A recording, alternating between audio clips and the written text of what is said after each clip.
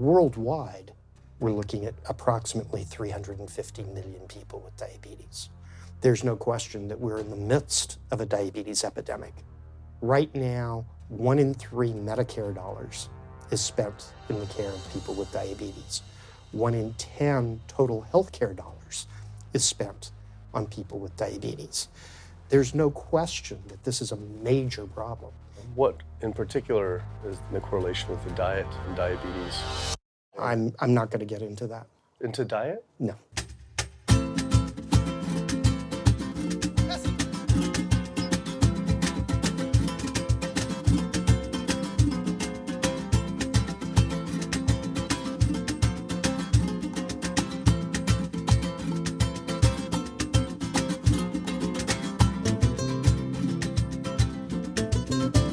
My name's Kip. I'm a filmmaker from San Francisco and I have a confession to make.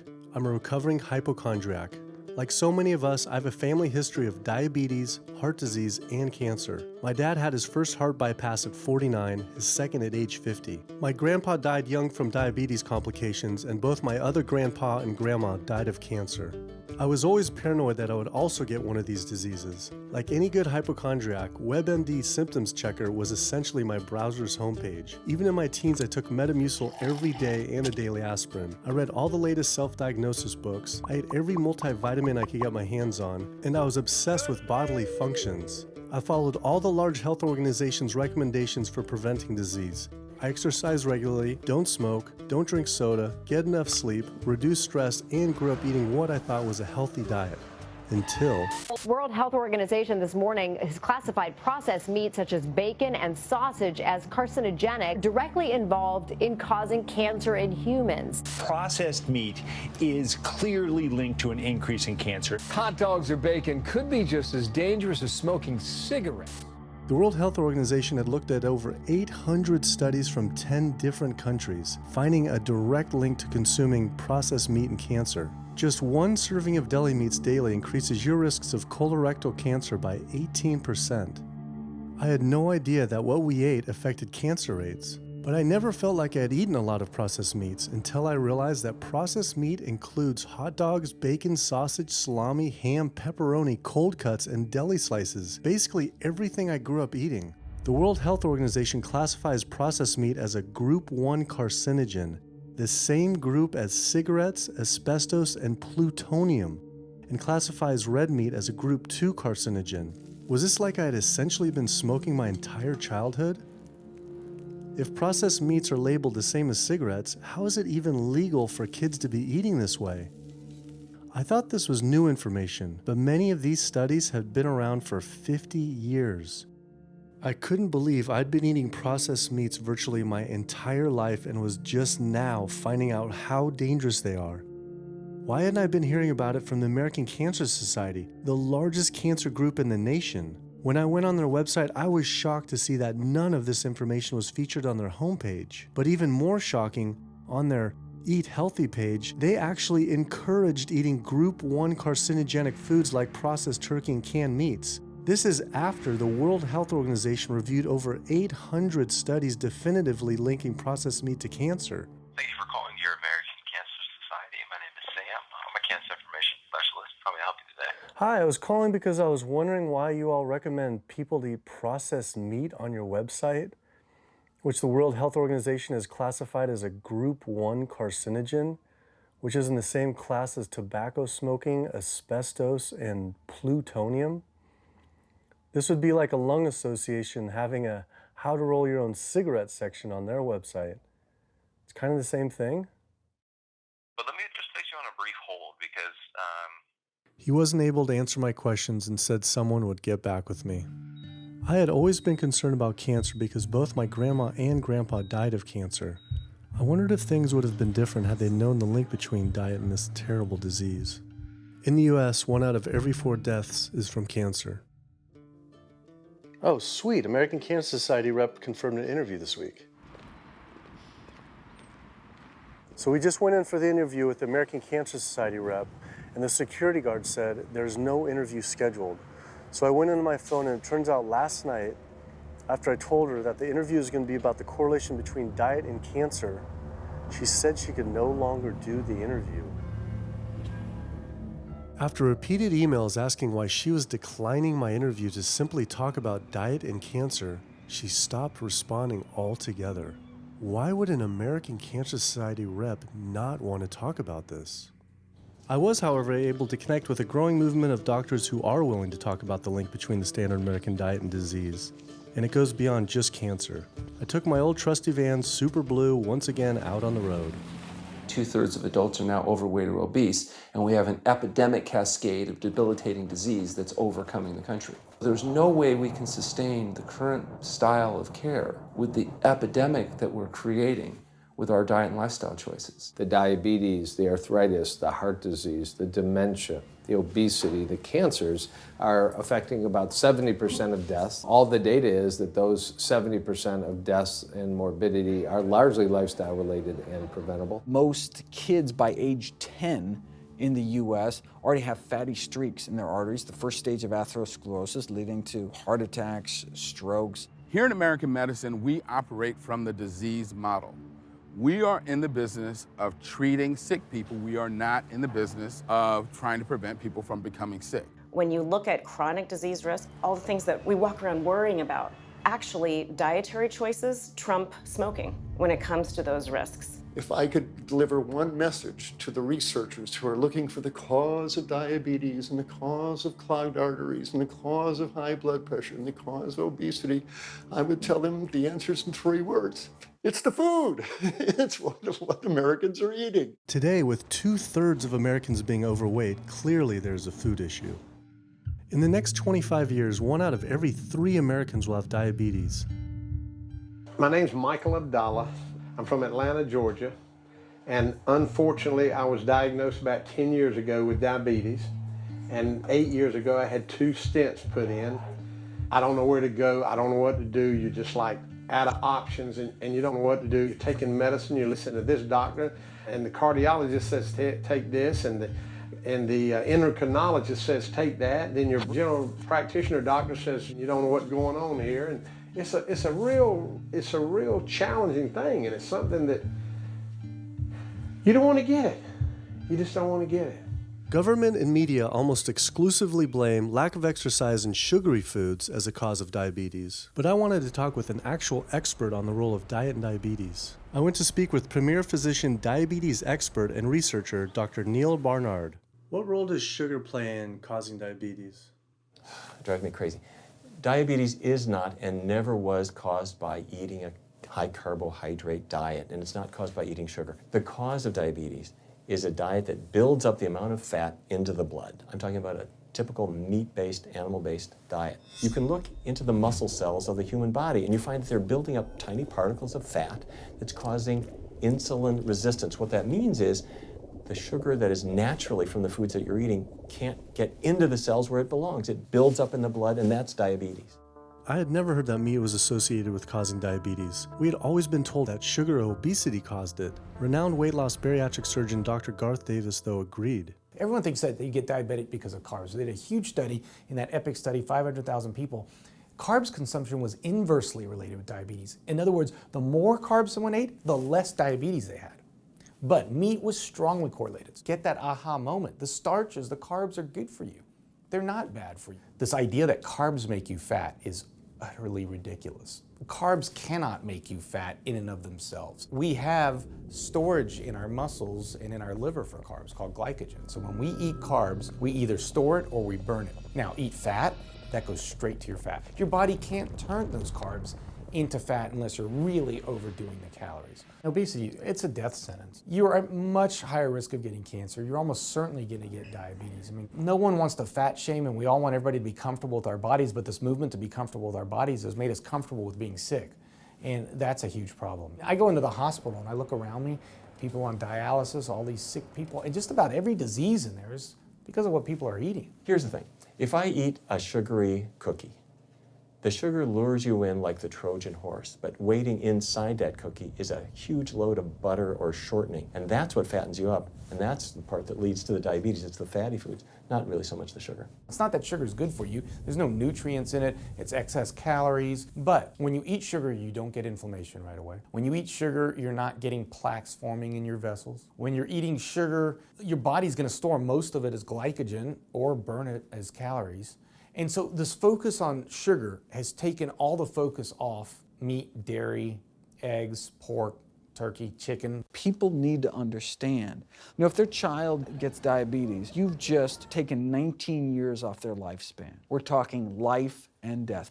I realized there was so much more about diet and disease that I hadn't ever learned. It felt as if this information had been practically withheld. Processed meat causes cancer. Sugar doesn't cause diabetes. I had doubt about the claims these doctors were making, so I did some searching on my own. Harvard researchers looked at 9 prospective studies finding that just one serving of processed meat per day increased risk of developing diabetes by 51%. The link between eating meat and developing diabetes became undeniable. But when I went on the leading diabetes organization's website, the American Diabetes Association, not only did they not have this information front and center, they were featuring recipes for red and processed meat. And on their recipes for healthy living, they had bacon-wrapped shrimp? What the hell? All right, send an email to American Diabetes Association, see if they'll get back to us. As destructive as diabetes is, it pales in comparison to heart disease. Over 17 million people die every year from cardiovascular disease. It is the leading cause of death around the world. Nearly 1 out of every 3 people will die from this disease. The amount of people who die from cardiovascular disease is the equivalent of 4 jumbo jets crashing every single hour, every single day, every single year. My name is Amy Resnick, and I'm from Swampscott, Massachusetts, a little bit north of Boston. And I recently went to my doctor for asthma because I had a very hard time breathing. And while there, she did some blood work, and one of the tests was C-reactive protein, and on a scale there was a scale of 1 to 3, 1 being low for cardiac event, 3 being high for cardiac event, and my number was 10.82. What does that mean?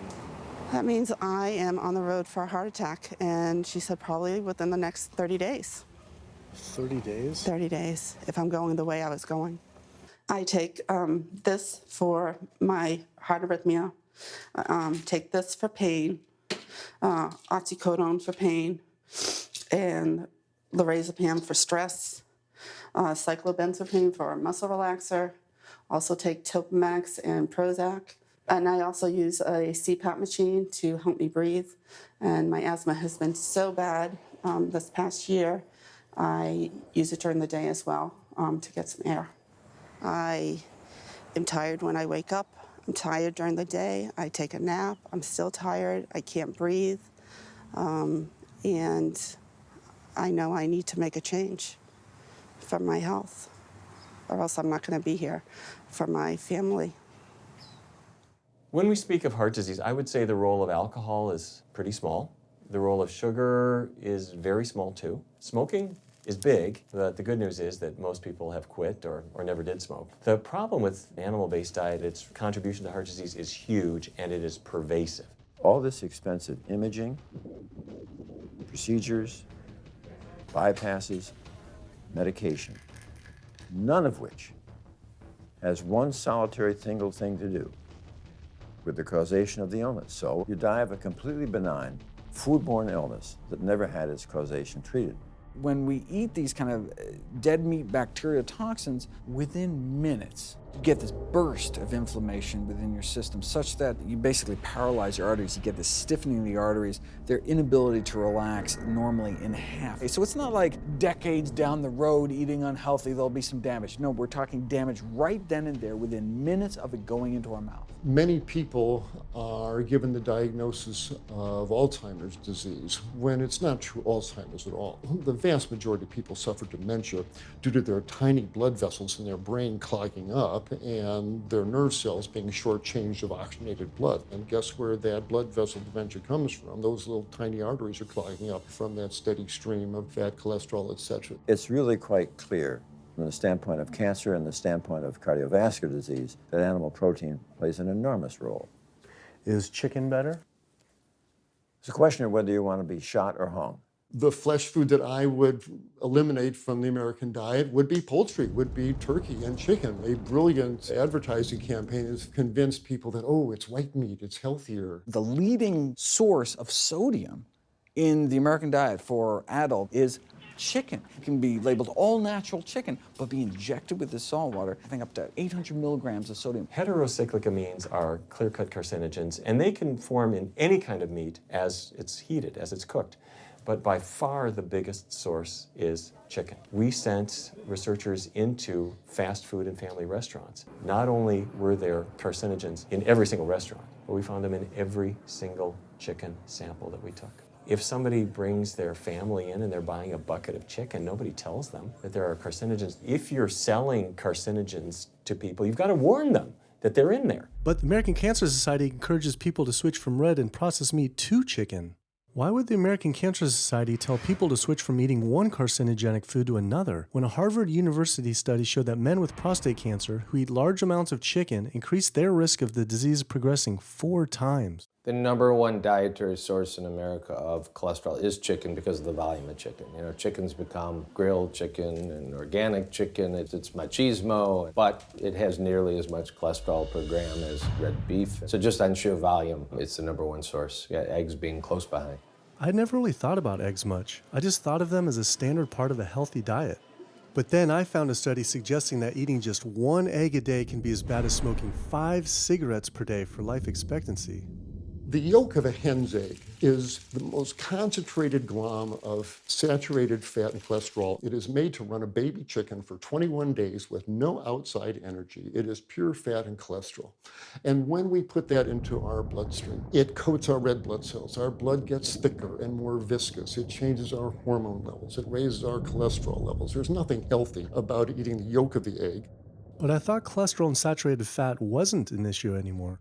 You know, these saturated fat studies that have come out trying to vindicate saturated fat, this is a campaign by the dairy industry, right? Number one source of saturated fat is dairy. It's not meat. 2008, the global dairy industry got together at a meeting and explicitly, read their agenda, was to neutralize the negative impact of milk fat by regulators and medical professionals, unquote. So what did? They funded studies. The main study that started the whole saturated fat media craze was funded by the National Dairy Council. The egg industry similarly funds studies that confuse consumers by making claims that eggs don't negatively affect heart function. That is, only when compared to eating a McDonald's sausage McMuffin? So what they're really saying is that eating eggs is just as bad as eating a McMuffin. When you eat foods like beef or steak or a processed meat, a hot dog, you're not just getting saturated fat. You're also getting other additional toxins that are in that food. There's heme iron, carcinogens, processing chemicals. This is all a lot more complicated than just looking at saturated fat. You know, the strategy is not on making their products any safer. The strategy is to just try to confuse the public, to introduce doubt. You know, there's a famous tobacco industry memo. It's called "Doubt is Our Product." That's all they had to do. They didn't have to convince Americans that smoking was healthy, right? They just had to introduce doubt. Then they would win. If there's just enough controversy, people kind of throw up their hands. I don't know what to eat. Confusion is their game. I really don't think people thought what they ate led to heart disease. They think, oh, it's genetic, my parents had it. And I don't think people really think that what they ate led to diabetes. I think, oh, my parents had it, I was gonna get it. And certainly cancer, they don't think that way. People have bad lifestyles that they've inherited environmentally. They've been exposed to a certain way of eating and living that they've carried on into their adulthood, passed on to their children. That is why they go on to develop the same diseases that their parents and grandparents may have had before them. But it is not inevitable. Even if you have a genetic predisposition, doesn't mean it's going to necessarily manifest. And what determines whether it manifests or not may be those epigenetic variables, the things that you can control, the environmental factors, the dietary factors, the lifestyle factors. So we can actually change the expression of genes, tumor-suppressing genes, tumor-activating genes, by what we eat, what we put into our body. So, you know, even if you've been dealt a bad genetic deck, you can still reshuffle it with diet. I had always thought that I would develop heart disease at a young age because both my dad and grandpa had heart attacks. I was taught that they were genetic, but their heart attacks probably had less to do with genes and more to do with their diets high in meat. That's why when I went on the American Heart Association's Heart Healthy Recipes page, I could not believe they had an entire section on beef recipes. This was just like the American Cancer Society encouraging eating Group 1 carcinogens on their site. Meatloaf, pork loin, steak on your recipe list? Are you kidding me? It's like this menu is trying to give people heart attacks. At your website, we noticed heart healthy recipes, and we were kind of bewildered by why there's a bunch of recipes on a whole section on beef recipes, and there's also a section on egg recipes when there's such a strong link between beef, red meat, and heart disease. I honestly don't know because I don't do that, I guess. That's not what I do. Another organization rep that wasn't able to answer my questions, but he said that he'd have someone get in touch shortly. I was, however, able to talk to the president of the American College of Cardiology, Dr. Kim Williams. So the American College of Cardiology is a 47,000 member and growing organization with a dedicated mission to reduce heart disease and to improve patients' lives. And if you look at the incidence of hypertension and diabetes and mortality in men, they actually get reduced as you go higher and higher in terms of how much you restrict animal products. What about fish? So fish is a little different. You've got the 4 worries, which is PCBs, mercury, saturated fat, and cholesterol. And the cholesterol is all over the place. You can hit tuna in water, that'll be almost less than a glass of milk, to salmon or tilapia, which is higher than a pork chop. If you look objectively at fish, what you find is they've become essentially mercury sponges. And that's why in many parts of the country they warn you, don't have more than so many of these fish a week because it's getting too much mercury can kill you. Fish are eaten by bigger fish who are eaten by bigger fish, and these pesticides and herbicides bioaccumulate in the fish flesh. And these big fish, including the salmon, which people think is the healthiest fish, truth is the amount of pesticides and herbicides in the flesh of these fish are shocking, and they have estrogenic and cancer-promoting properties in them. They'll say, well, but don't sardines have less concentration of toxic waste product than other ones? Something being less toxic doesn't make it healthy. It just makes it less toxic. Farmed fish is by no means healthier. All the antibiotics that these animals have to be fed, similar to chickens and turkeys kept in confinement. These fish get infections. They get fungal infections, they get bacterial infections. You've got to feed them antifungals, antibiotics, and these substances accumulate in the fish flesh as well. I always knew that pollution was bad for our health, but I had never thought about the environmental pollutants affecting food. Dioxins, being the most toxic man-made chemicals known to science, cause all sorts of things. They cause endometriosis, they cause cancers, they cause endocrine disruption problems. Most of your exposure, 93% of it, comes from eating meat and dairy products because it climbs up in the food chain so effectively. So you can get exposed to living near these incinerators and breathing it, but it'll take you 14 years to breathe in as much dioxin as a cow will ingest by eating the grass in one day. And that dioxin will accumulate in its fat, which includes the milk and the meat, and anyone eating meat or dairy products is going to get that dose of dioxin, so it climbs up the food chain every step. Men have no way in their bodies to get rid of dioxins, but women have 2 ways. They're both involving having a baby. One is that dioxin crosses the placenta into the growing infant, and the other is that it comes out from the breast milk. So if you have a meat and dairy consuming mother breastfeeding that infant, then the highest impacts of toxic exposure like mercury and dioxins will go to that infant. Pregnant women are told, oh, certain types of fish should be avoided. But what about all these other animal products which are introducing, imagine as the fetus is developing, introducing these very harmful toxins which create reproductive abnormalities, developmental problems, and hormonal issues right as the child is developing, the most critical stage of development. It does make you worry when people say, don't you want to have a little bit of milk because you're pregnant? Don't you want to have some fish because you're pregnant? Who do you think is going to get the chemicals that are in that? All these environmental toxins and toxins from the feed that they're being fed accumulate in their tissues and are released into the mother and unfortunately to the child when you eat these products when you're pregnant. So this includes antibiotics, hormones, steroids in animal feed. Commercial animals are largely fed GMO corn and soy, which are very laden in pesticides. PCBs have been banned since the 70s, but they persist in the environment. Dioxins, all of these compounds can create hormonal, reproductive, developmental damage as well. Eating organic beef, poultry, pork, or fish will not help you avoid contaminants like mercury, like dioxins, like strontium-90, because they fall out over all sorts of farm fields and water bodies, and they don't skip over the organic fields. And so really the contaminants are coming in regardless of how these animals are raised. I had always been concerned about the possible health impacts of GMOs, but then found out that most of the world's GMO crops are actually consumed by livestock, with dairy cows consuming the most per animal. This fact, with everything I'd learned about bioaccumulation, made dairy terrifying, especially considering how much cheese I ate in my life. Cheese is an amazing product when you think about it. It's probably one of the single best foods at compromising health that you're going to actually feed to people. Think about it. You've got an animal product, so you've got all the issues of biological concentration. You have a highly processed food product, and not only does it have naturally a lot of saturated fat, but you put a lot of salt into it. There's a strong link between dairy foods and autoimmune diseases, and so that can show itself up as excessive production of mucus and exacerbation of asthma in kids who are prone to that, and even adults. And also there's an association between dairy foods and multiple sclerosis and type 1 diabetes, which is an autoimmune disease, and other rheumatologic problems. Cow's milk is baby calf growth fluid.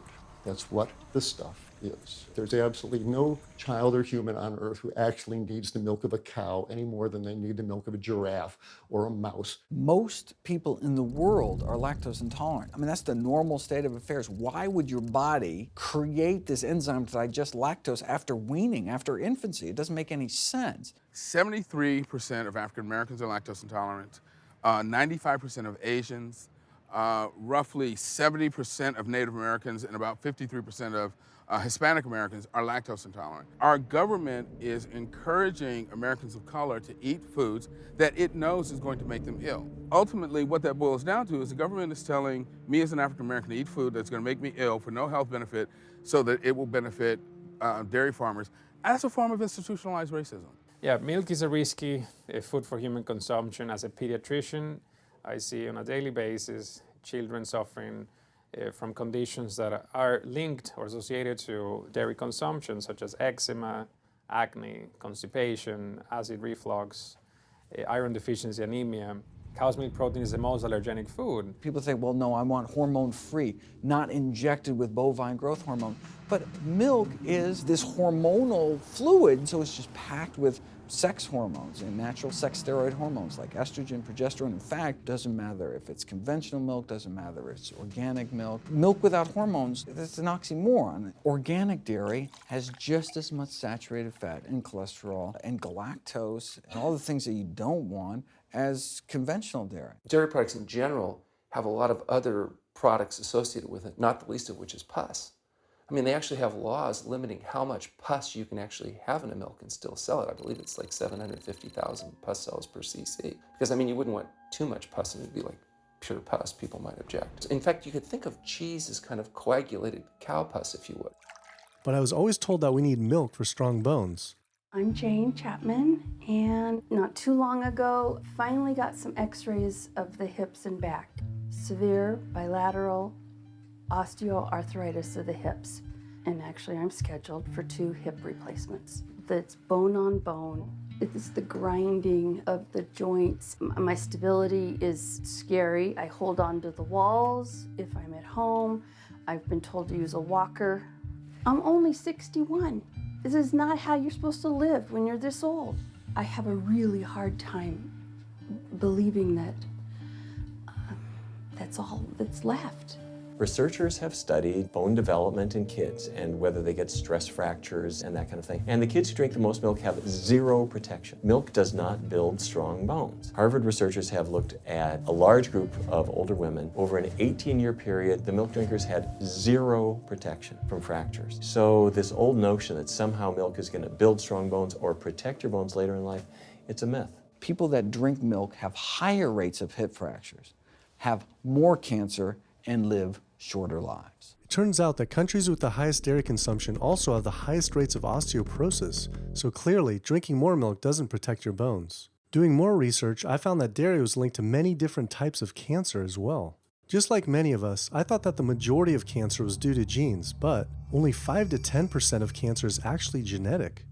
Any cancer is caused by a DNA mutation, but that's not enough. So that can cause that first cancer cell, but one cancer cell never killed anyone. 2 cancer cells never killed anyone. But 1 billion cancer cells, now we're running into problems. So we need to reduce the growth factors in our body, like IGF-1. Insulin-like growth factor 1 is this cancer-promoting growth hormone involved in every stage of cancer cell growth and spread and metastases.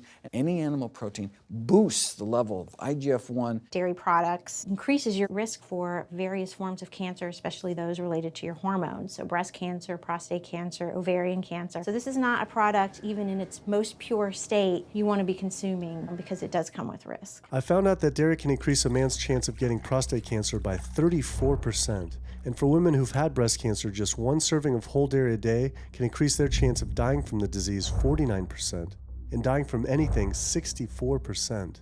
Why weren't breast cancer sites like Susan G. Komen warning everyone about this? For calling Susan G. Komen, this is Jocelyn. How may I help you? Okay, so we're wondering why you don't have a huge warning about the dangers of consuming dairy on your website when there's a direct link to breast cancer. There was a study published in the Journal of the National Cancer Institute that found out women consuming dairy who has had breast cancer increases their risk of dying of breast cancer 49%. I was wondering why it's not on your website. We cannot answer these types of questions. Once again, another health organization rep saying someone else would have to answer my question. Rather than risk being stood up again, I went straight to the local Susan G. Komen chapter to see if they would answer my questions.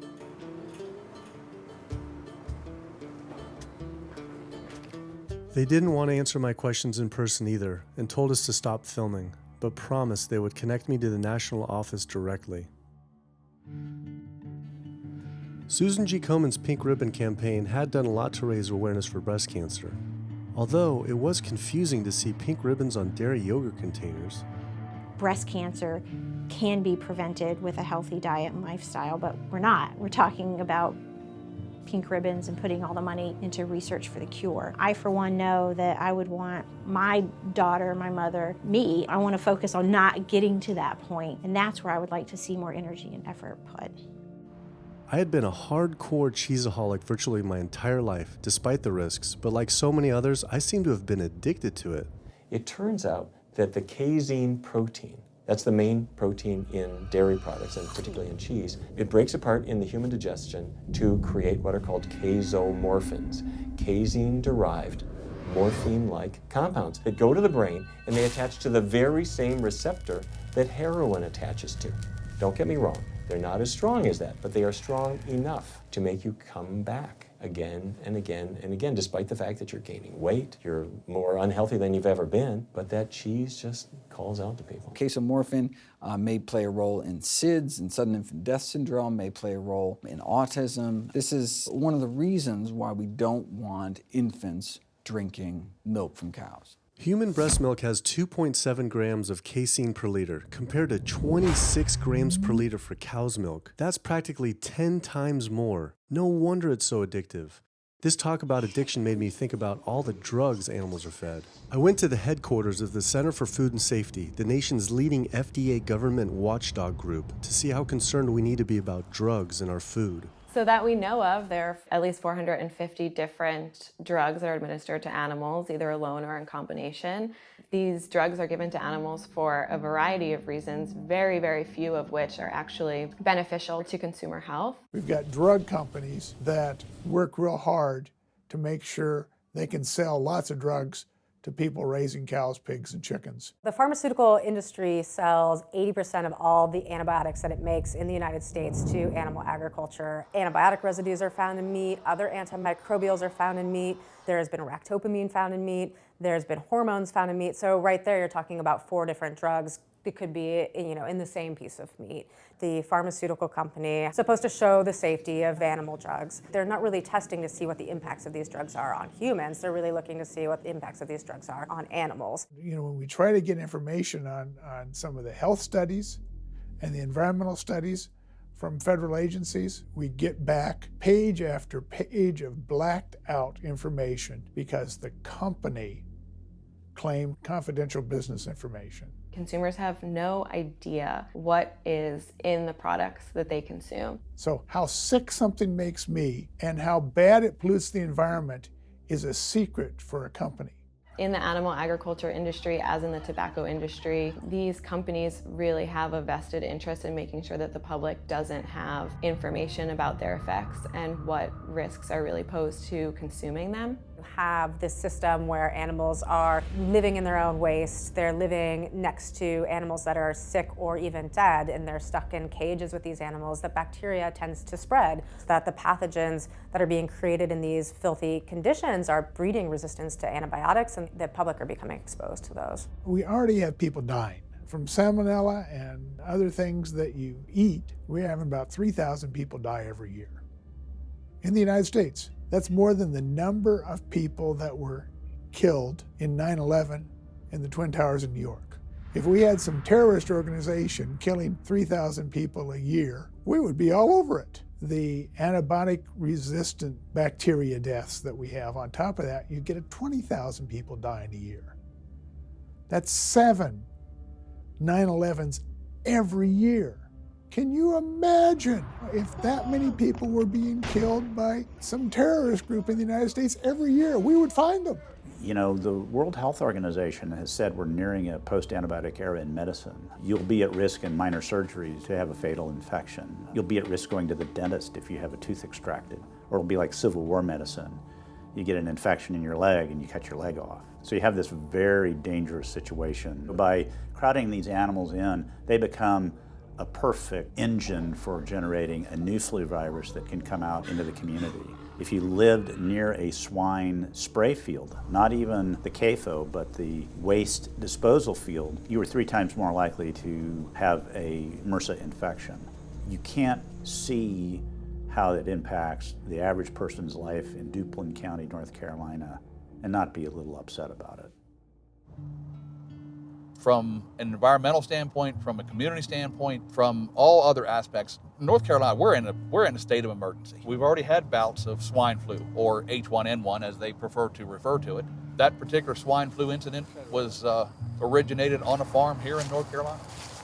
There's approximately the same number of hogs in North Carolina as there are people. Between 8 to 10 times the amount of feces is produced by a hog, an adult hog, as compared to an adult human. 10 million pigs in North Carolina produce the waste equal to 100 million humans. This is the equivalent of the entire U.S. eastern seaboard flushing their toilets into North Carolina, but there's no waste treatment. The pigs' waste falls through slats in the floors of the sheds they are forced to live in. It is then pumped into giant waste pits, which leach into rivers and streams, and is pumped out unfiltered onto fields, further polluting the environment and neighboring health. When you go back and you look at where these hog facilities are located, there's a disproportionate number of them that are located near communities of color, low-income communities. It is definitely a human rights issue. My sister, she have asthma, and you know, her brother, he have asthma. He's 3, and we don't know what she might have. I have asthma, I have sinus, I have sarcoidosis, that's the bacteria, and I have a pacemaker, which is 6 sinus syndrome. But you know, mostly everybody in this neighborhood got asthma or either cancer. My neighbor there died from cancer probably just last year. My nephew down the street, he's got cancer. He's in terminal cancer, stage 4. Not a smoker, not a drinker. And it's not in his lungs. It's in his lymph nodes. But see, if you live here and saw the way they do, you wouldn't eat no pork. Well, I don't eat bacon because I know where it comes from. When they die, they go into a box and they decompose because they swell especially from the heat. A truck come and pick them up, take them to the processing plant in Rose Hill, ground them up into feed, and feed it back to the hogs. If I come out this door, if he's spraying there, it's gonna come in my face. It hit you right in the face. It smells like something that you have never smelled before. It smells worse than a dead body. It's the family graveyard. I have my grandmother out there, my sisters, my brothers. When we go to the funeral, he used to spray. During the funeral? During the funeral, yes. During the funeral. Yeah, he spray. And when the people come, everybody be closing their nose up, saying how it stink. They can want to have a cookout on Sunday, he'll spray. Do you think he does it on purpose? I think so, because he just sprays Sunday. He always sprays Sunday. And in most of these area, hog houses and turkey house is in the black area or the Hispanic area. It's either or. Do you think it's also a civil rights issue? Yes, yes, I do. Yes, I do.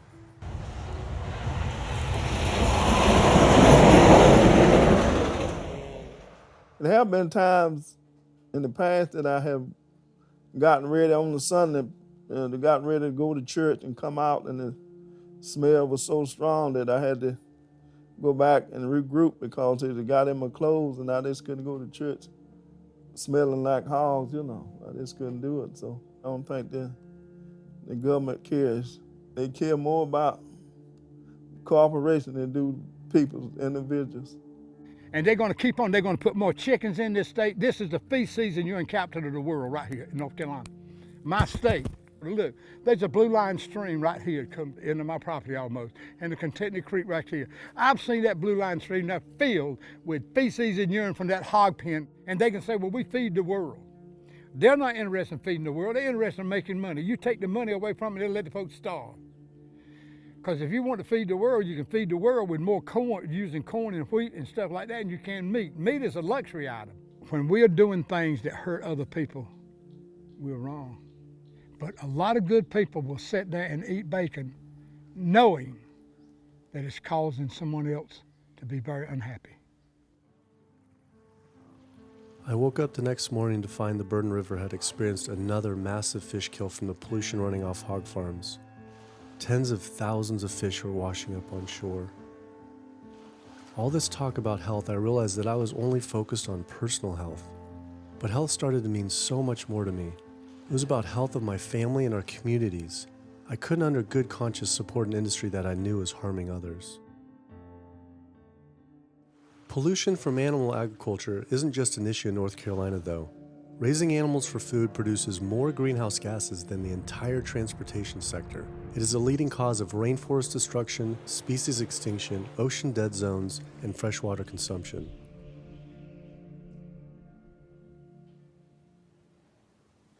American Diabetes Association actually finally got back and they agreed to an interview. Preparing for the American Diabetes Association interview, I took a look at their diabetes diet and meal plan recommendations, and they were loaded with foods associated with causing diabetes. How could they expect people not to get diabetes if this was the food they were recommending? And then I saw multiple peer-reviewed studies published on the National Institute of Health website showing that a low-fat, plant-based diet was more than twice as powerful at controlling and even reversing diabetes than the ADA recommended diet that included meat and dairy. Well, the mission of the American Diabetes Association is to identify a prevention and a cure for diabetes, but in the meantime, to improve the lives of all people who are affected by diabetes. And what's the best way to prevent this? For type 2 diabetes, it's unclear. We can't prevent type 2 diabetes in everybody. When we're doing the research, we came across a lot of studies that said that you actually could potentially cure or reverse diabetes with a purely plant-based diet. I don't believe there's sufficient evidence to demonstrate that. How does it compare to the ADA diet that you recommend? We don't recommend a specific diet. We recommend healthy eating. The one that's on the website. We recommend healthy eating. Do you have a whole list of exact day-to-day, the meal plan, the whole meal plan? All they are selections of foods to consider. We do not have a diabetes diet. But with that selections, that you consider that plan compared to a plant-based plan? No one's done that study. We found actually some studies, that a 74-week study found that low-fat vegan diet versus the ADA plan in type 2 I diabetes. think we're done here. I'm not gonna get into an argument about. Oh no, I was just wondering the studies of if this is true or if it shows that. Any diet works. Any diet works if people follow it. But if it's a diet that's not the proper diet, like if anyone follows a diet that they eat I can't tell you what a proper diet is. I can tell you what an improper diet is. So then we can talk about the good diets. I'm not sure why. I'm not going to get into that. Into diet? No. Why not? If that's where you want to go with this, I'm sorry, I'm not the person that you should be talking to. And why is that, though? If that's what you want to get into, I'm not the person you need to be talking to. Who do we talk to about diet? You can talk to anybody you want. But that's interesting, though. Why not recommend a diet? Because the data don't exist to support it. But if we see data that we looked up that supports it with, like, you know, the NIH, in Europe, the European Association of Studies. We're done. I'm sorry, I'm not going to get into that argument with you. No, it's not an argument. I'm not going to get into the argument. Why is it an argument? It's just talking about in European study of diabetes and other places that have studies, why... There are lots of studies. Why is it even an argument? There are lots of studies in the literature, many of which have never been replicated or, frankly, are wrong. That's why we do peer review, okay? The European Association of Study of Diabetes has been peer reviewed? Or I don't know what study you're referring to, and in the absence of being able to see that study, I'm not going to comment. I could show it to you. I'm sorry, I don't have the time for that. I just don't understand why it's an argument, though. Okay.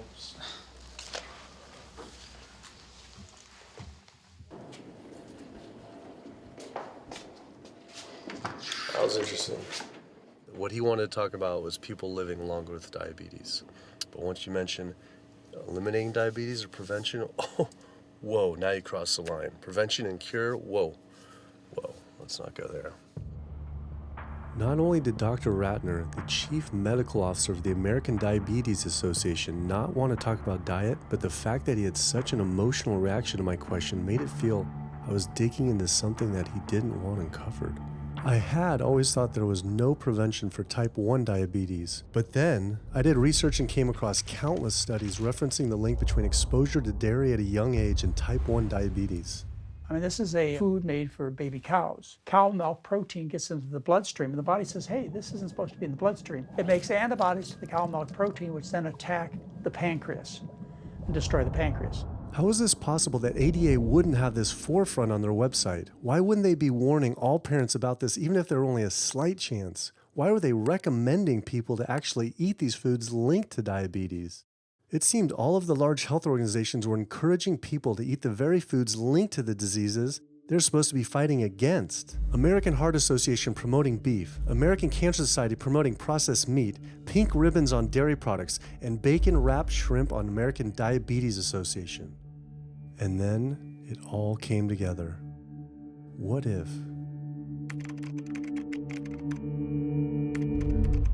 And there it was. The American Diabetes Association was taking money from Dannon, one of the world's largest dairy yogurt producers, Kraft Foods, makers of Velveeta processed cheese, Oscar Mayer processed meats, Lunchables processed kids meals, and Bumblebee Foods, makers of processed canned meats. American Cancer Society was taking money from Tyson, one of the world's largest meat producers, and Yum Brand, owner of Pizza Hut, KFC, and Taco Bell. Susan G. Komen was supposed to be fighting breast cancer, was corporate partnering with KFC, Dietz Watson Processed Meats, and Yoplait Yogurt. And the American Heart Association was probably the most disturbing of all, taking hundreds of thousands of dollars from the beef industry, poultry, and dairy producers, and millions from fast food and processed food manufacturers. Every single one of these organizations was taking money from meat and dairy companies that are associated with the causes of these diseases. This would be like the American Lung Association taking money from the tobacco industry. I was sick of not getting answers, so I went to the headquarters of these organizations myself. We have to speak to someone in person. There's millions of people dying from the foods that they're recommending people to eat. I wanted to find out why Susan G. Komen had accepted $35 million from Yoplait when their products can increase a woman's chance of dying from breast cancer 49%. And ask American Cancer Society if taking money from KFC and Tyson was the reason they promote eating meat. but every one of these organizations declined to be interviewed. What's really sad is that we cannot trust information from these leading health organizations like the American Heart Association, the American Diabetes Association, because they are taking money from the very industries who are causing the problems that they're supposed to be helping to prevent. So that makes the truth something that you are not going to be hearing, as far as nutrition goes, from these organizations. Well, that would be the end of their funding, that would be the end of their jobs, that would be lawsuits, they would bring the entire catastrophe down upon their heads, and they would essentially disappear as organizations. This one time I got invited to a charity fundraiser for the American Diabetes Association, and I showed up and they had a whole buffet and it was all just animal products. I remember like a big thing of barbecued chicken. And I was like, I stormed out. I said, like, serving chicken at a diabetes event is like serving alcohol at an AA meeting. It just doesn't make sense. We had scheduled to film an interview with a prominent surgeon, but before we could get inside the building, the hospital's media relations manager stopped us. Actually, I understand that Dr. said that you could film here today, but unfortunately that's not going to be able to happen. I know that he advocates for patients changing their diets, but the hospital makes money off these surgeries, and the reality is he does too. So we can't do anything that's going to negatively impact the hospital, so unfortunately you're not going to be able to film here today. I was sickened by how open she was about the hospital being more interested in profits than people's health. But it wasn't just this hospital or these organizations. Even the US government is involved too. Every 5 years, the U.S. Department of Agriculture creates dietary guidelines for Americans. The committee who writes these guidelines has been made up of individuals who have received money from McDonald's, the National Dairy Council, the American Meat Institute, the National Dairy Board, the National Livestock and Meat Board, the American Egg Board, Dannon, candy and sugar companies, Coca-Cola, and Anheuser, just to name a few, which means we are getting our dietary recommendations from the very industries that are killing us. And when the USDA, makes a pyramid or a power plate every 5 years for the American public, they're going to guarantee that on that plate are going to be foods which, when consumed, will result in millions of Americans perishing. The USDA, which is supposed to be protecting us, has two missions. It's supposed to protect us, and it's supposed to protect the producer. And guess what? When those two come head to head, they usually choose the producer. In internal documents uncovered by Dr. Greger, the USDA admitted that eggs cannot legally be called nutritious, low-fat, part of a balanced diet, low-calorie, healthful, healthy, can't say it's good for you, or even safe. Yet they still promote these products to the American people through federal checkoff programs. If you ask somebody if they've heard of the checkoff program, the odds are they haven't, although daily they are seeing the messaging that these programs produce. So checkoff programs are responsible for the messages that we see on TV, on the internet, on bus billboards and magazines that say things like, milk, it does a body good, or milk life, beef, it's what's for dinner, pork, be inspired, the incredible edible egg. The dairy checkoff program gave $12 million to Domino's to just market cheese-heavy products. And this is the USDA, this is the government. If you've seen those ads for the Pizza Hut pizza, the stuffed crust, or a pound of cheese, those are all government advertising schemes for the industry. How can we put more cheese on beef? How can we put more milk in a coffee? Things like that to just drive consumption of these just unbelievably unhealthful products. So McDonald's, for instance, has 6 people staffed full-time, according to records we found, whose salaries are paid for by this government program, but funded by the producers who are regulated by it. And these 6 people sit there at McDonald's headquarters and just come up with ideas. Triple cheese decker McCheese muffin stuffed bacon cheese slider? With extra cheese? Nice. Yes. You don't think of it on a day-to-day basis that these are government programs. The Wendy's bacon double cheeseburger, government program. The steak fajita at Dunkin' Donuts, government program. You would just never think that this just pure garbage from a food standpoint is coming from a federally funded program. That's one of the things that makes checkoffs so incredibly creepy, is that it is our government telling us, eat more beef, drink more milk, eat more cheese, eat more pork. One of the very effective ways that the dairy industry promotes its products is to reach children. because kids are impressionable, they're going to be consumers for their entire lives, and you might as well get them while they're young. So dairy spends at least $50 million promoting its products in public schools throughout the country with posters with people with milk mustaches and messages like milk it does a body good or milk life. Targeting young people, right? The tobacco industry had to keep replacing their customers who are dying with new customers. The meat industry knows they have to target young people. That's why we have these foods in schools and marketing messages at a younger and younger age for kids to get hooked on all the wrong kinds of foods. So there's all kinds of parallels. School districts where processed meats are all over the place. Maybe it's going to be bacon on the menu, sausage, hot dogs, or a pepperoni pizza. Any of those things are processed meats, and those are pretty much the worst of the worst with a direct link to colon cancer. And yet you have every day in the schools meal items with processed meats. If the Surgeon General puts warning labels on tobacco because of their cancer risk, why aren't the same warning labels on meat? Based on the publicly available data, we know they spend at least $557 million promoting their goods through checkoff programs. We know that they spend at least $138 million lobbying Congress. We expect that they spend a good deal more than that in figures that simply aren't publicly disclosed. The industry's lobbying power is so strong that they can create laws and push through legislation that doesn't benefit Americans in any way, such as ag-gag laws that criminalize whistleblowing of photographing abuses by this industry. Activists in the U.S. can be charged as terrorists for disrupting the profits of any business that uses animals under the Animal Enterprise Terrorism Act, to the even more ridiculous ones like cheeseburger laws. A cheeseburger law is a law that says a plaintiff cannot recover against a manufacturer, distributor, or retailer on the theory that the food made the plaintiff obese or caused an obesity-related disease. Cheeseburger laws are a direct response to a problem that the tobacco industry has had. Big Tobacco has paid $400 billion to state Medicaid programs. Cheeseburger laws proponents say, we don't want to see the same kind of thing happen to the meat and dairy industries.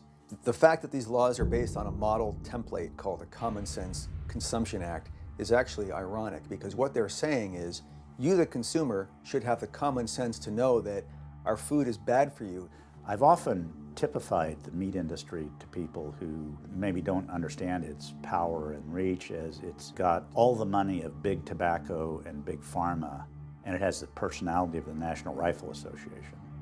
So any little thing that comes up, man, they beat it to death.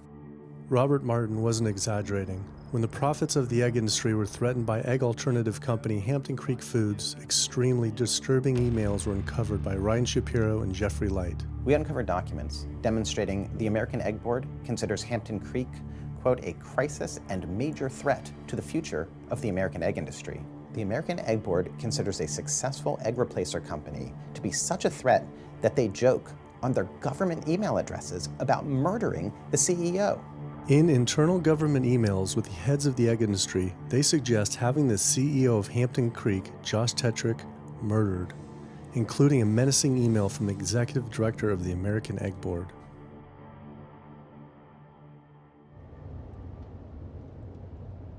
The meat producers don't have to pay for the heart disease or the environmental destruction or any of the other externalities, as economists call them, that their products cause. You know, then there's the whole pharmaceutical aspect of it, and the fact that there's a very strong pharmaceutical industry and lobby that has a huge stake in preserving the status quo. And these chronic diseases, these are the cash cows of the pharmaceutical industry. You have a $5 billion stent industry. Do they ever want to see that go away? We've got a $35 billion statin drug industry. Do they ever want to see that go away? I'm talking about the pharmaceutical industry effectively controls what doctors are told. Most research isn't put into prevention, it's put into the medication that we might use for that particular disease. I'm on 2 different high blood pressure medicines, 6 asthma type medicines, even after 4 years of shots. And then another medicine to help take care of side effects from some of those medicines. I'm on high-level antidepressants, a couple of different pain meds for my back and hips. I'm taking about 16 drugs, not counting the insulin in the morning. I take insulin in the morning, insulin at night, 32 to 34 units of insulin Lantus to be exact. Some of these meds are for diabetes. This is for peeing. I have to use this for my prostate, and then I have to use this for the heart, and I have to use this for blood pressure. And it's just on and on and on and on. The doctors are telling me this is what I've got to do for my whole life, and it's frustrating, and it's very stressful, and I don't know how long my liver's going to last taking all this stuff. Under conventional medical treatment, whether it be for autoimmune disease or even conditions like high blood pressure or diabetes, you're told that you have to take drugs, and not just for a week or a month or a year. You're told you have to take drugs forever. You're guaranteed that if you follow your doctor's advice, you'll be sick forever. You'll never get well. That's the guarantee. Because the strategies are all about manipulating the symptoms, not dealing with the underlying cause. You come in with that diagnosis, you get a bunch of pills that have nothing to do with the disease causation, or you get these procedures that have nothing to do with disease causation. It's a deception to say this pill will help you unclog your arteries, this one will save you from a stroke. No, it doesn't. The people who take the statins, etc., they still get their heart attacks, they still get their strokes. This does not reverse disease. This does not make plaques smaller. This is a fraud of massive proportions. In the US, treating chronic disease such as heart disease, cancer, and diabetes is a $1.5 trillion industry. That's the GDP equivalent of the 10th richest country in the world. I went back and dug deeper into the health organization's funding, and there it was again. These organizations were accepting millions of dollars from pharmaceutical companies that are making billions of dollars from the very same diseases these health groups are supposedly trying to end. It seemed like a major conflict of interest, unless ending these diseases isn't really the goal. The pharmaceutical industry spends more money on lobbying than any other single industry. Just like animal agriculture, they are so powerful they write their own laws that have had activists in prison to silence them. Government's in bed with anyone that gives them the most money, which is the pharmaceutical industry, which is the animal ag industries. Like, they are pumping the government full of money and resources, and in return the government's giving them what they want: subsidies, imprisoning activists that go against them. And I think it's quite telling that these industries are working so hard and spending so much money to criminalize people for simply taking a picture, for simply recording what's going on inside of these facilities and making it known to the public. They're behind walls, they're underground, they're in these secret facilities that no one knows about. But if they did, they would be shocked and outraged. And I think people would not want to think that their pharmaceuticals, that their food are coming from these places. And that's why I think the ag laws are what they are, is because they are trying to silence people into not speaking out and not showing the truth. I finally realized how deep the collusion truly is between government and these industries, and how dangerous it could be to expose them. These concerns intensified after meeting the USDA whistleblower who revealed mad cow disease in the US meat supply. USDA operates like the military. So when I got on TV and that, right away USDA sent out memos to all the veterinarians and food inspectors. If anybody from the media ever contacts you, do not talk to them. Refer them to Washington, D.C., and we will talk to them. So right away, shut up everybody. American public should be very concerned about this, what's going on with USDA. Here in the United States, we have at least 4 cases of mad cow disease, but I'm almost positive there's more cases than that, but the government isn't looking for it. So what you're saying is that there could be already mad cow disease in humans. Right, and I think a lot of it was misdiagnosed. With the Alzheimer's or dementia, it takes several years, you see the progression, but to make it easier, these doctors just sign off on it as dementia or Alzheimer's without actually taking a biopsy of the brain to see if it's that, or is it actually a prion disease like Creutzfeldt-Jakob disease or mad cow disease. Do you think it's safe to eat meat? I personally don't think it's safe to eat it because of the fact how the line speeds are increasing, and also our inspectors are not well trained enough. At the present time, the line speed now is going about 220 cows an hour. That gives you about somewhere around 4 cows per minute, so that's 15 seconds per cow. These dangerous slaughter speeds means that animal waste ends up everywhere. Testing shows 88% of pork chops are contaminated with fecal bacteria, 90% of ground beef, and 95% of chicken breast sampled contain animal waste bacteria. There is nothing clean about eating this way. But it just isn't waste, it's also pus-filled infections. You can see there's a bump or some kind of abscess underneath the hide. Most of the time when the hide's pulled off, either that will open up the abscess and the pus will come out, or if it's deep-seated, when inspectors are doing their work or the company employees, they might stick their knife into an abscess and it explodes all over the place. I had heard enough. I was utterly disgusted by the corruption, the greed, the disease, and the abuse I was learning about. The very animals we were killing us and the planet. But so many people eat meat and dairy every day of their lives, and we are so concerned about getting enough protein. Do we have to eat meat to get complete protein? Oh my God. You want me to jump off this building, don't you? No. Well, first of all protein is made by plants. I'll state that again for the record. All protein is initially made by plants, all of it. And it is not necessary to eat animal tissue in order to get protein. Only plants have the ability to actually take nitrogen from the air, break those molecules apart, and incorporate that nitrogen into amino acids and then make protein. Any protein you get from an animal is simply recycled plant protein. If you ate a diet that was calorically adequate, and even things like brown rice and broccoli, and you got enough of it, you'd get enough both quantity and quality of protein. 2,000 calories of brown rice and broccoli is going to be about 80 grams of protein a day, including the essential amino acids that you need in order to maintain optimum health. I mean, grains are loaded with protein. Beans are loaded with protein. Vegetables are loaded with protein.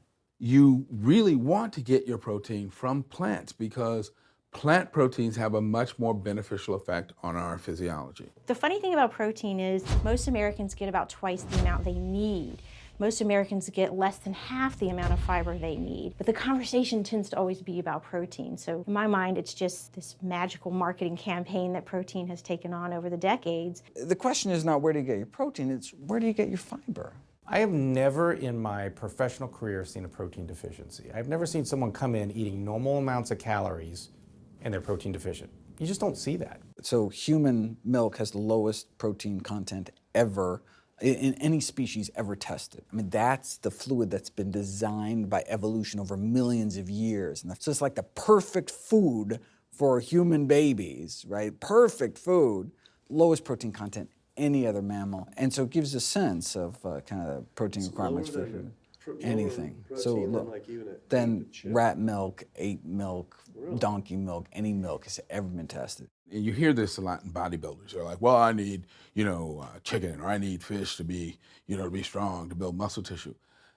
That is utter nonsense. The largest, strongest terrestrial animals on the planet are all herbivores. The biggest, strongest animals are all herbivores. When we bring in people and they're on meaty diets and we transition them to a plant-based diet, we always track what they're eating. Their vitamin intake goes up. Their nutrition overall goes up, dramatically better.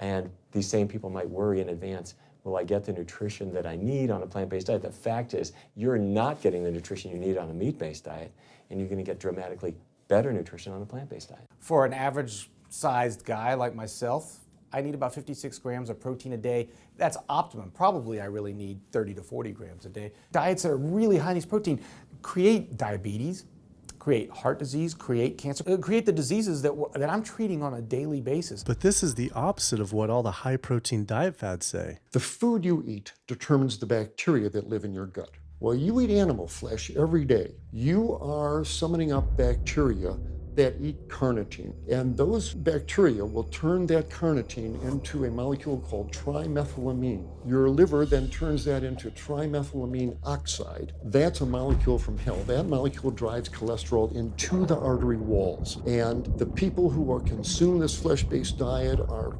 contributing to plaque building up. They may lose weight on this diet, and that's good. But what's happening inside your arteries, paleo friends? What's happening is that plaque is building up, and these are the folks who drop dead at the gym at 39. Boy, he was lean and he looked really good. But where is that cholesterol going? It's going into your artery walls. So I believe these paleo folks are setting themselves up for an epidemic of clogged arteries, colon cancers, autoimmune diseases.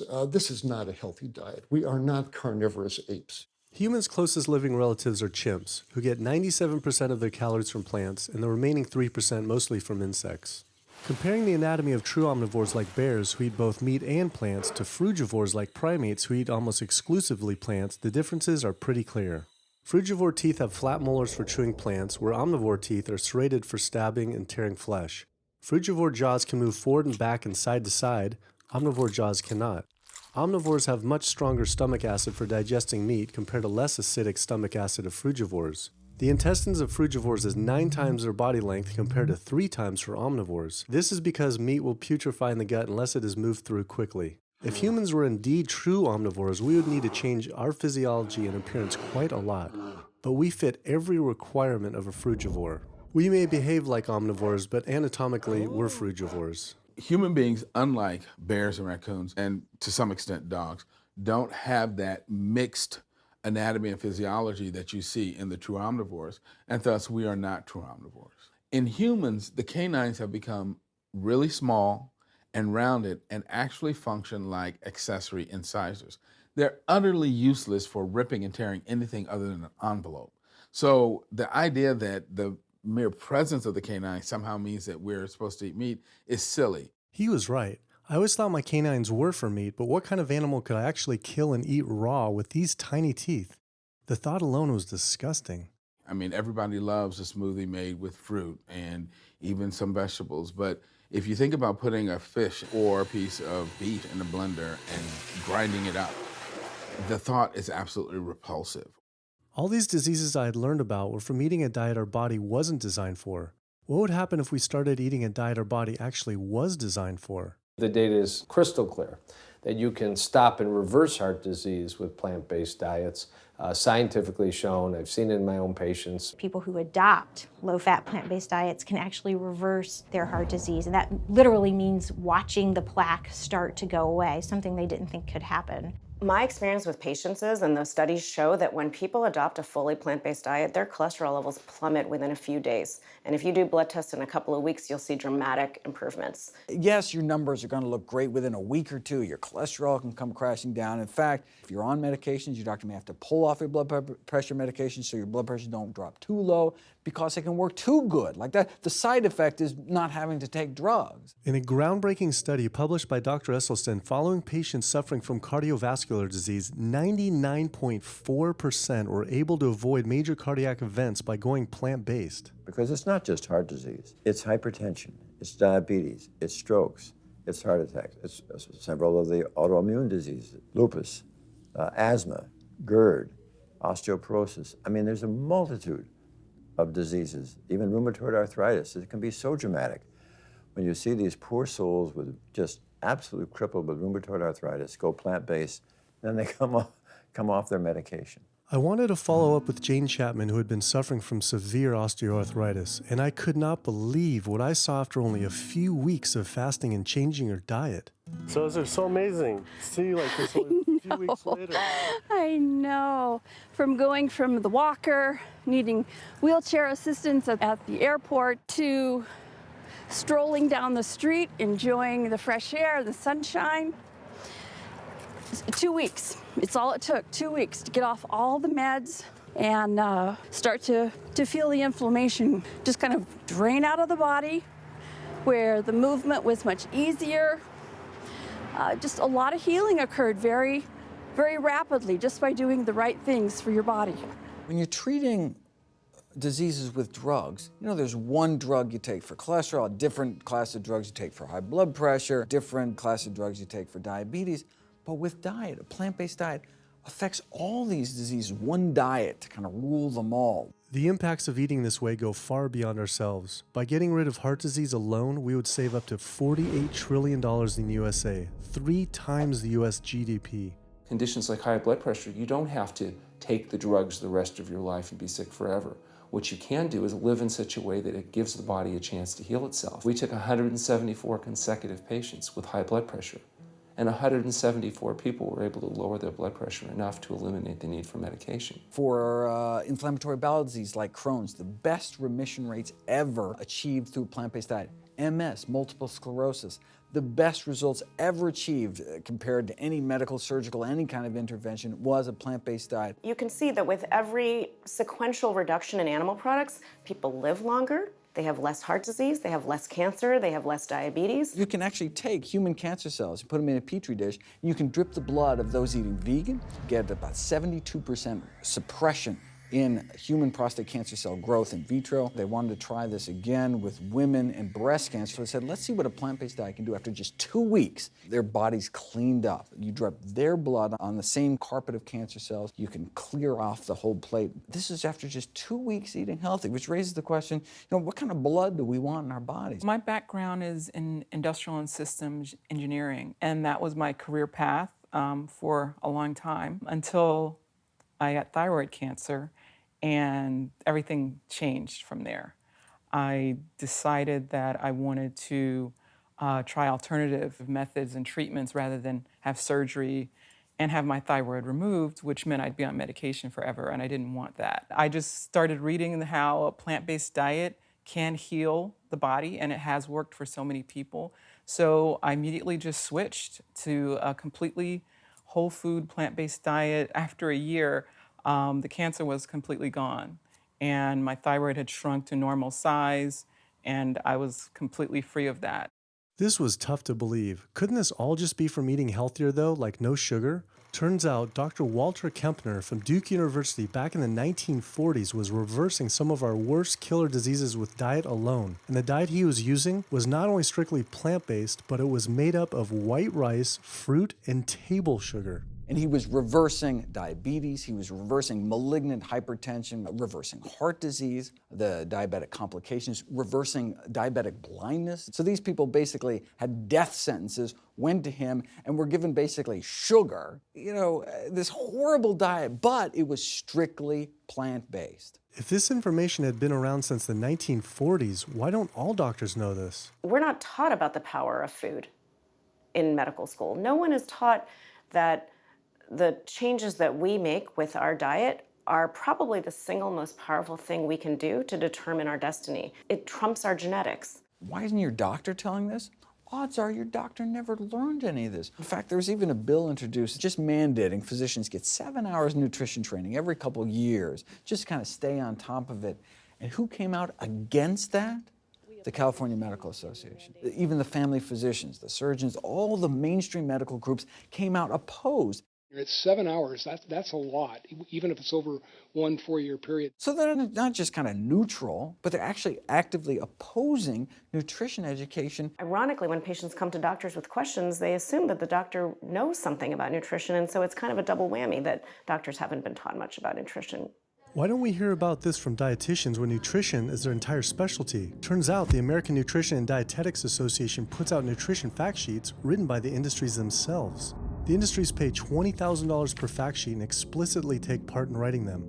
So you can learn about eggs from the egg industry, and you can learn about lamb from the lamb industry. This would be like learning about the benefits of smoking from the tobacco industry. When people are eating meat, I think of it as a bit like smoking. It's sort of Russian roulette. You may not get diabetes, but your chances of getting diabetes, about 1 in 3. You may not get cancer, but your chances, if you're a man, about 1 in 2. A woman, 1 in 3. Your chances of gaining weight, 2 out of 3. It's not all diet, but most of it is. The best thing that you can do to make sure that you empty all those bullets out of the chamber and you're not taking risks with your health is to get the animal products out of your diet and eat healthy foods.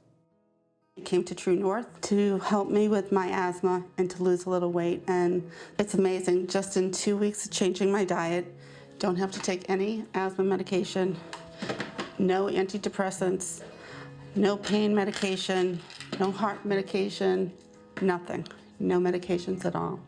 And it's just incredible. I was taking Oxy and Advil, and I was taking 800 milligrams of Motrin 3 times a day just to get through the day because I was in so much pain.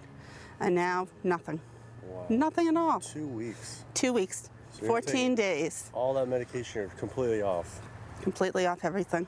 It's just been so frustrating to me because I went to so many different doctors for help, and I tried so many different medications to help me with my asthma, and nothing helped, and I was stuck on the couch for the last 10 months, unable to breathe. And now in 2 weeks' time, 14 days, I'm off my medication, and I can breathe, and I feel good, and I can walk. My life has changed, and it only took 2 weeks of a whole plant-based diet. That's incredible. Yeah. That is incredible. It really is. is. That's amazing. It really is. I feel so blessed and so good and just so happy to be doing this, and I'm hoping that I can be a role model for other people and not be pushy about it, because everyone's going to do it in their own time. But thank God my time is now. So. Thanks. Thanks. As powerful as Amy's story was, I knew for some, eating 100% plant-based would still seem extreme. I think there's this sense that everything's okay in moderation, right? But we haven't seen that moderation works. There really isn't a study that shows that by eating meat and eggs in moderation, you can actually turn your heart disease around and get better. But I know people who've given up meat and they felt sick. Yeah, it's unlikely that anybody's symptoms are caused by a dead, decaying flesh deficiency. The lack of highly processed animal food products in the diet is not going to be associated with the causal factor about why they're sick. There is going to be a reason why they're not feeling well, but that's not going to be one of them. So I've had people go vegan and they come back to me and they're like, I'm hypothyroid and my doctor says I'm hypothyroid because plant-based diet makes you hypothyroid. I'm like, so what does your doctor tell all his meat eaters that are hypothyroid? Well, what's an animal flesh or dairy that you can't get in plant-based? Cholesterol, heterocyclic amines, E. coli. If you think about it, there is nothing in an animal-based diet that you can't get in healthier form somewhere else. The only other vitamin is vitamin B12. It's not made by plants, not made by animals either, made by little microbes that blanket the earth. So because the way we live in our sanitized world, unless you're eating bacteria-contaminated foods, we need to get a source of B12 from somewhere. And so the healthiest, cheapest, safest source is to get a vitamin B12 fortified food or vitamin B12 supplement, not to get it from meat and dairy. What about people who say they have to eat meat for their blood type or their genes? I mean, it's like I need meat because I'm a Capricorn, or I need meat because I have an A+ blood. I mean, it's like, what do you say? No one has to eat meat. I mean, there's no vitamin, mineral, nutrient that you can't get from non-animal sources. Valentine's Day, I decided to go vegan and give up all meat, which was never in my thoughts in a million years, but I've heard so much success from people that are vegan. And so I gave up all animal products whatsoever. I've lost 29 pounds. I've been able to cut my meds in half. I've been able to cut my insulin in half. And now I'm going for the moon. I'm going to cut it all out. In the last 6 weeks, we've just had 3 grandchildren. And my ugly face is going to be around to see them graduate from high school and college. I'm going to be here. My mission is to let everybody know you do not have to suffer from diabetes and cancer and heart disease because someone in your family had it or because the doctors are telling you this is what's going to happen. You can take charge of your health and have a positive outcome just like I did. The reason I'm so committed to this is, my grandmother had diabetes and I didn't know what I know now about healing the body. And if I did, I feel like she could have lived at least a few years longer. And so it's in her honor that I do what I do. Because I could save someone else's grandmother, aunt, uncle, father from that, So I'm excited about getting the message out there. There's a common belief that eating plant-based is expensive. Not at all. It can be done in a very inexpensive way where you buy foods that are in season and you shop in the bulk bins, and that saves a lot of money. You can eliminate a lot of your expenses on your grocery bill by not buying meat and dairy because those things are expensive. Our meal plan for a family of 4 is $25 per person in the family. 2064 is your total. 2064, whoa. That's for an entire week of food. Really? An exploding movement of elite athletes are utilizing vegan diets to heal injuries, speed recovery times, and enhance their performance. Before I was vegan, I was only bench pressing 315 like 5 times. Then after going vegan, I was doing 400, 425, 465. And I was like, oh my God, this is amazing. I'm vegan and I'm bench pressing 465 pounds. This is ridiculous. And as soon as I went vegan, tendonitis started disappearing. My strength in my right arm started coming back. High blood pressure was going down. You can't be strong and be dying on the inside. That's not strong. That's weak. That's really weak because yeah, you look big and strong on the outside. Yeah, big man. No, but your heart's crying for help on the inside. You're dying. I'm a professional parkour athlete, a two-time world freerunning champion, and more recently I got into Ninja Warrior, where I'm captain of Team Europe as we won USA versus the world. For something like Ninja Warrior and parkour specifically, you really need to have a good strength to body weight ratio. So I was carrying mass that I really didn't need. And when I went vegan, I lost 15, 20 pounds. I was more agile, I was more efficient, more stamina in my body. Just that extra bit of pop that I didn't have before, it just gave me that extra strength. So this is a very vibrant way to live. It can enhance you as an athlete. For me, 100% better athlete than I was before. It unlocked a whole new chapter of my training. The science is there, the health is there, the athletes are there proving that you don't need to eat dead animals to be strong, to be healthy. I started working out when I was 47 years old. All the muscles you see, I gained as vegan. I gained 15 pounds of muscles on my body, eating all plant-based vegan foods. All the aches and pains in my body, it just went away. Because I'm not ingesting so many inflaming foods, the acidic foods that animal products are. Gorillas, rhinos, and elephants, they all get their muscles and strength from eating plants. That's what I do. I travel all around the world for my surfing, and I've always been able to eat vegan. I feel like if you want something, you can make it happen. I just don't make any excuses. I would never not be vegan now that I know all the benefits and now that I know how it feels to be vegan. Every aspect of my life has been improved by adopting this lifestyle. I feel better, I perform better athletically, I sleep better, my energy with my kids is better, my focus at work is better, everything is better. My skin cleared up, kept myself trim for 9 years now doing this. All I can tell you is that I felt and I continue to feel better than I ever felt before. My friend Jason Lester and I were the first people to do this challenge called Epic 5, which entailed doing 5 Ironmans on 5 Hawaiian islands in under a week. An Ironman is a 2.4-mile swim followed by a 112-mile bike and then running a marathon, 26.2 miles after that. So we did 5 of those in a row on 5 different islands in a little under a week. Yeah. You almost die? Yeah. Where'd Did you you die? So I guess the famous question, where did you get your protein in there? From plants. Like so many people, I was looking for excuses not to change my diet. But once I finally did, I felt liberated. Within days, I could feel the blood running through my veins with a new vitality. Within weeks, I felt a transformation throughout my entire body and mind. Not only could I survive on a purely plant-based vegan diet, I could thrive. I felt amazing. I competed in my first marathon in 6 years, training half the amount and beat my personal record by 23 minutes. Less than a month later, I did my first full Ironman. Although I could possibly get away with eating a little bit of meat and dairy without ill effects to my personal health, I could no longer willingly support an industry I knew was causing so much suffering to communities, families, and all life on the planet. A whole new world opened up. I felt whole again, connected to a greater sense of what true health is, and where true health doesn't end with me, but begins with us. If people adopted a plant-based diet, the changes we would see in our individual health, in our national health situation, and in this physical environmental world we live in would be so profound.